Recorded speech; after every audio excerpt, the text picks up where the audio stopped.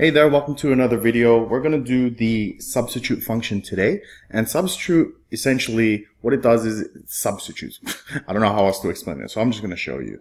So for example, you're going to see the number 1, 2, 3 in all of these. We're going to substitute it for something else. So if I go equals, I tend to just type subst, and then I press tab.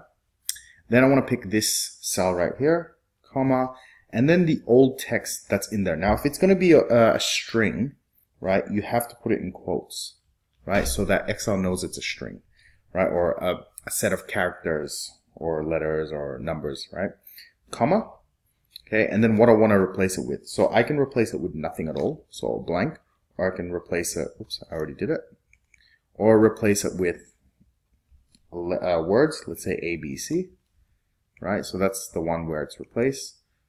I can replace it with a number, okay, 50, okay, so there's a number of combinations. If I drag that all the way down, it's going to apply the same thing. So it doesn't discriminate as to where the position of the 1, 2, 3 is. It's just going to look for that string and replace it.